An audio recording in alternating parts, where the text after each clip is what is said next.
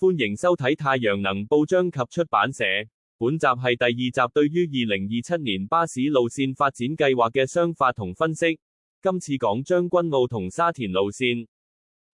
796X 轉為循環來往康城至紅磡，去程不途經太子道東、土瓜灣。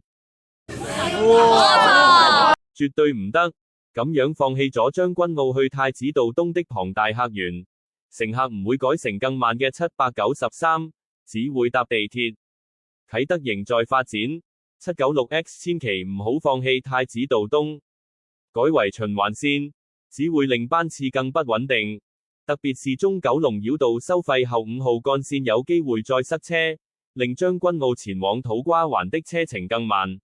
紅磡紅聯道、黃埔會有 3B 和 8A 站位俾796X 停泊呢？而796X 放棄尖沙咀，又唔加強796P 服務也不合理，最好都是維持原有走線。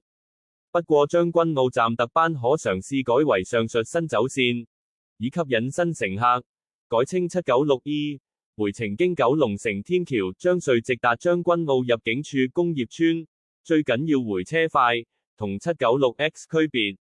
要節省用車，793縮短去康城站嘅作用更大，佢班次更頻密，可節省更多用車。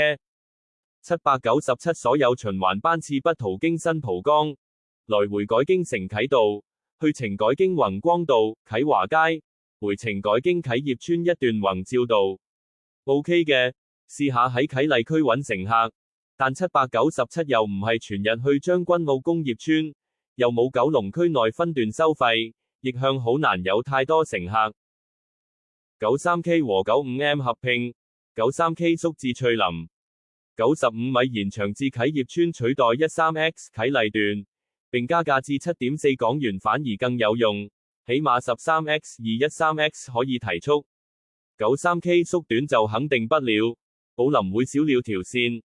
290E 改行中九龍幹線也是意料之中，但是不加價就不似九巴的性格。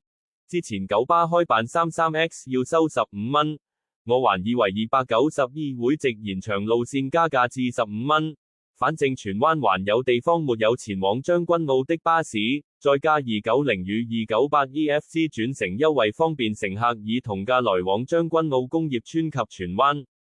建議290E 延長至愉景新城，東行經荃灣中心、調景嶺，西行經尚德葵興、葵涌村，全程14蚊。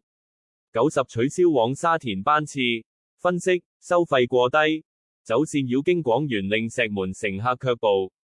意見97應繞經石門站，問題城巴會把握機會開辦新路線取代此服務嗎？或者延長61A 589至將軍澳？297P 改由康城開出，分析坑口已經有297直出，支線改為服務無鐵區。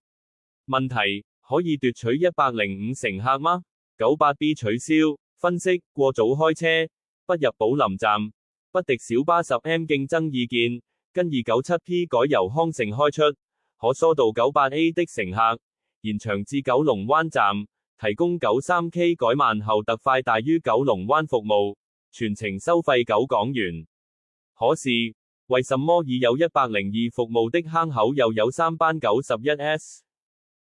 長宏開，經青衣北嘅九巴 49E 部分班次改經中九龍繞道，49同 49E 號應該所有班次都改行新繞道，去紅磡嘅服務應該透過延長 242X 解決。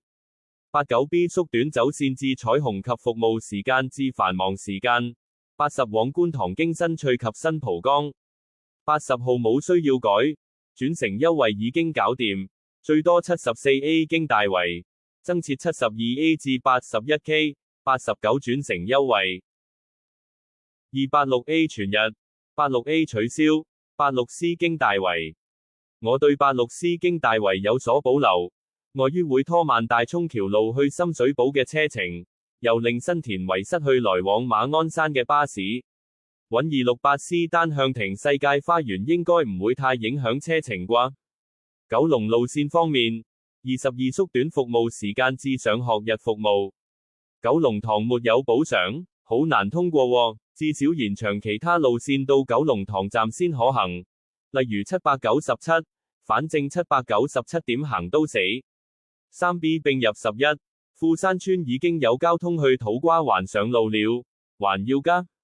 不如延長115至富山，只要九巴同意115增設富山至黃埔5個8蚊雙向分段收費以及唔理會小巴反對。